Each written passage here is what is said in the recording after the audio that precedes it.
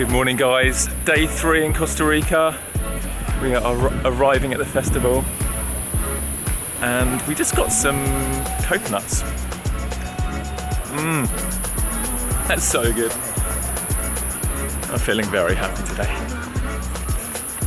How are you feeling today, Raya? I'm so happy. How are you feeling, Jennelle? What's that? You're sleepy? You want to try it? Yeah. Oh my gosh. How good is that? Yes, bro. Gracias. Cheers. Cheers.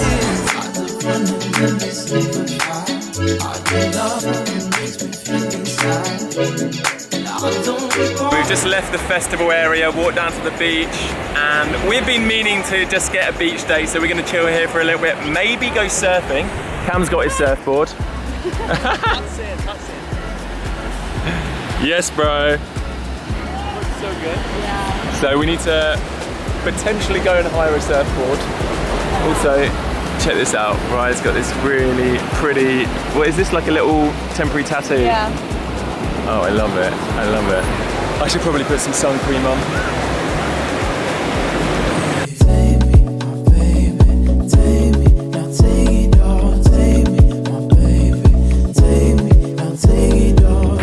I've rented a surfboard for an hour and a half. I'm so excited. The water here is so warm. Like, this is where I want to be surfing. Let's go! Raya has got her board. Are you ready to surf? So ready.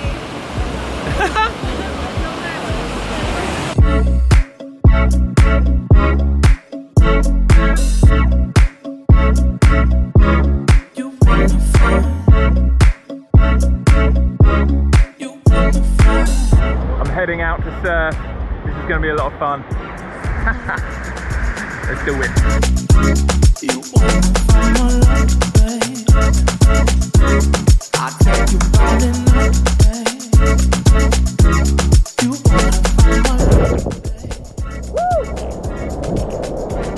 Yeah, baby.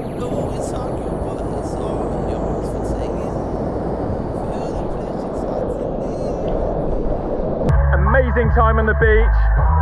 Got up a few times on the surfboard. We're now heading back into the festival.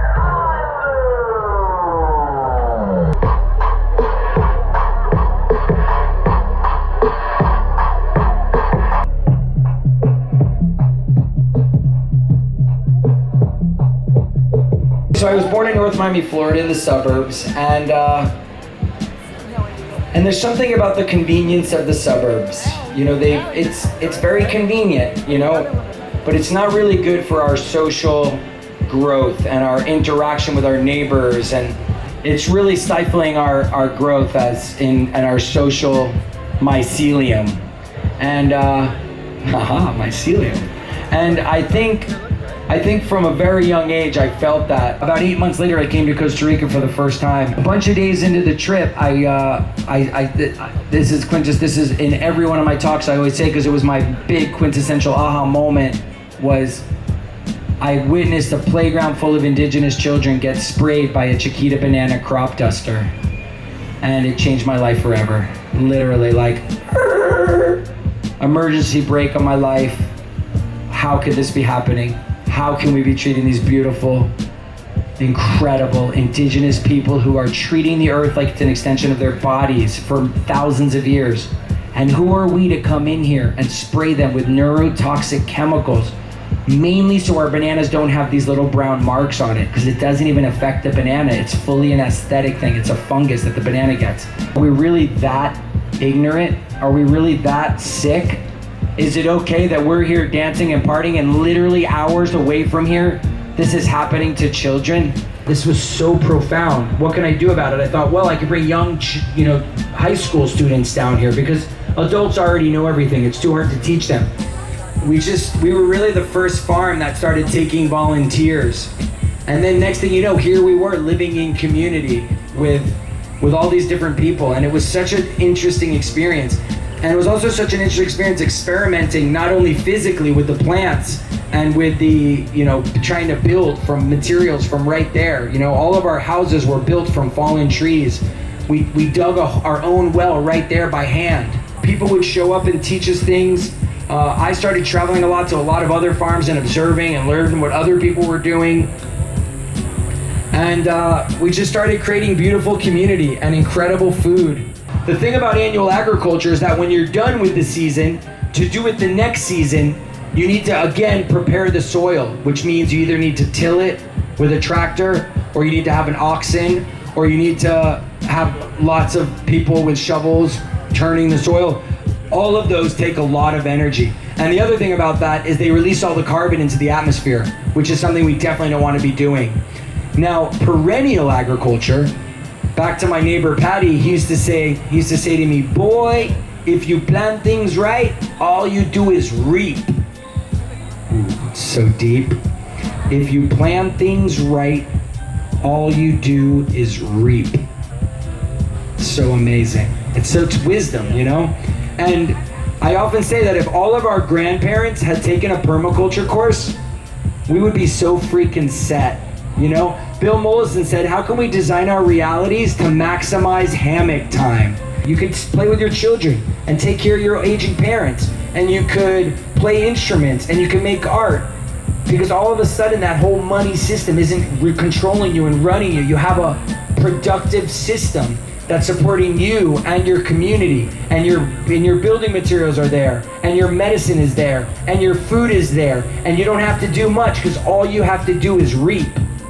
We found the property together, and it's 17 hectares, and now there's 45 families from 22 countries. We have 55 children in the school that the parents co-created, and it's absolutely thriving. And you know, it's like we talk so much about the Amazon burning and the forest in Australia burning and everything's crumbling and climate change. Meanwhile, you don't hear about too many projects that are actually reforesting so much land at a time. And I think it's time that we start doing that. We plant food forests. And instead of like Punta Mona, where we have 20 breadfruit and 10 jackfruit and 15 mangosteen, we plant 5,000 breadfruit and 5,000 mangosteen and 25,000 cacao and 150,000 vanilla and 150,000 black pepper. And all the crazy, incredible crops that we've been collecting at Punta Mona, we plant them in masses, and we set up state-of-the-art food processing facilities that turn all of this abundance into flours like flour to make bread with, and dried fruits and chocolate and all the different products that we need. And meanwhile, we start supplying incredible amounts of jobs, and then we create communities for 1,001 families. And meanwhile, in the center of all that, this is our dream, this is our design, we can do anything, we create an urban space. And the Spanish did a pretty good job with their town square. But now instead we have temples like the ones that we have here and yoga spaces around the town square. And we have epic organic restaurants and coffee shops and art studios with Amanda Sage live painting. And then maybe a few streets off of that main square, and maybe apartments above those commercial, because everybody doesn't want a quarter acre or a half acre. Some people just want to live in an apartment in a community and want to walk down the street. And then, this is where it gets fun. Imagine right in the heart of our community, we had a permanent event space, and we held 5-day festival conferences, 5 days a month, every month of the year. And that was just a part of our reality. Every month for 5 days, this is going to be happening. And we all put it on, and we all put it together, and all of our jobs are right there in the community. And once our food forests are thriving, which is very fast in the tropics, we start creating abundance. And it's not just people like us. It's people like my dear friends that I work with, Rufino and Yvette. They can afford the houses too, because we self-finance the homes through this food company or through these different projects, because they're part of the shared abundance that these projects are going to create. So this is grown. This stuff comes from my friend Yvette. Oh yeah, who's doing the ice cream? Yeah, exactly. She's doing the vegan ice cream. Yeah, well, we've been eating the ice cream with her. Okay, so Yvette makes this cacao, and I'm helping her sell this. And then you take solid the inside, cacao, and then you ferment it, and then you clean it, and then you dry it, and then wow, toast what's added to this? And then you peel it. There's evaporated cane sugar and cinnamon. So good. Yeah, bro. Look at this.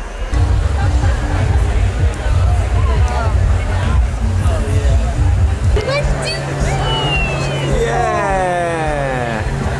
Hey, Kai. Yeah.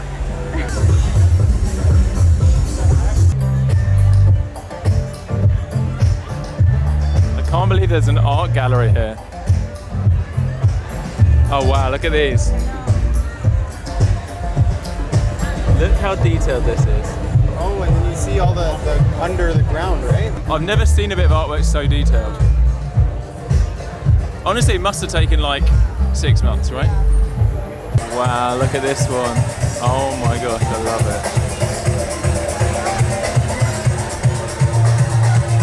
it. This won't translate on camera, but some of this artwork is like UV painted to create a 3D effect with 3D glasses, and Raya's just looking at it now. So cool. Is it cool? Yeah, it's like layers of it. This is already amazing, this painting. This is my kind of painting.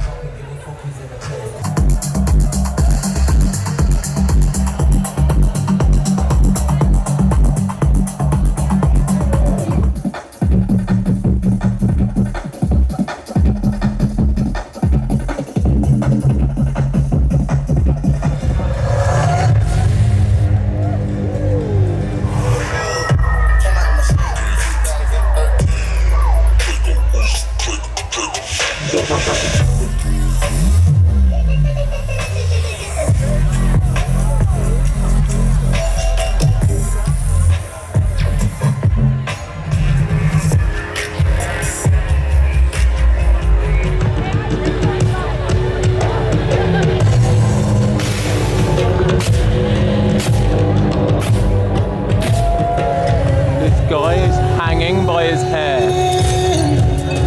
What the heck?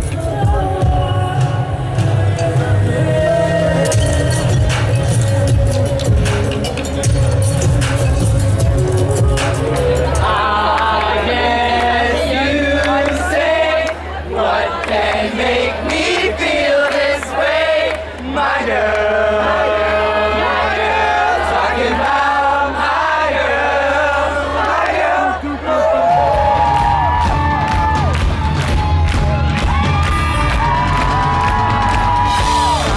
Take the stairs to the heavens. Flipping through my chapter 7. I live with the snakes and the great deception.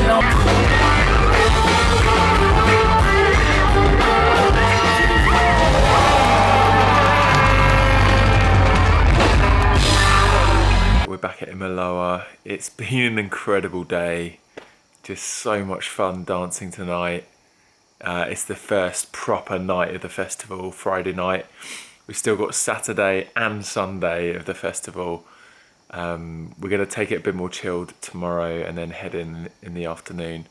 I think today was quite a pivotal moment in mine and Raya's life and our friends, because when we were listening to Stephen Brooks talking on stage about his journey into, I guess, restoring, reforesting land and setting up these kind of sustainable communities, and I forget the name of it, perennial harvesting, where you basically, if you plant stuff in the right way, you can just keep on reaping, and you don't need to keep on sowing the new crops because you're getting everything you need from fruits. And there's loads of amazing fruits that he grows. He's got all these different places in Costa Rica. Anyway, we're going to try and visit one of these communities.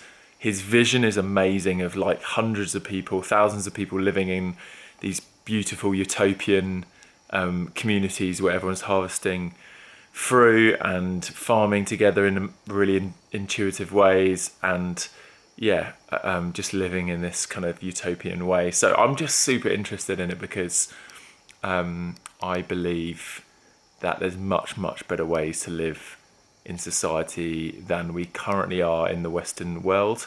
And I actually want to, this year, and it's something I'm going to be doing more, just researching into how other people and communities, and especially indigenous communities, live and operate, and try and break away from some of these really unhealthy, toxic, westernized kind of societal norms.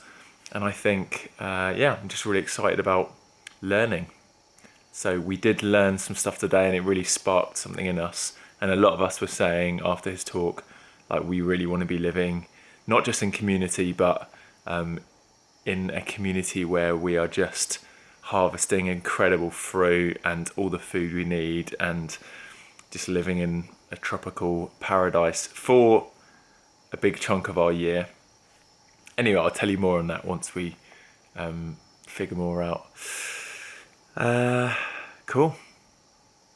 Great day. I'll see you tomorrow for day number 4 at the Envision Festival. Peace out, enjoy life, and live the adventure. Boom.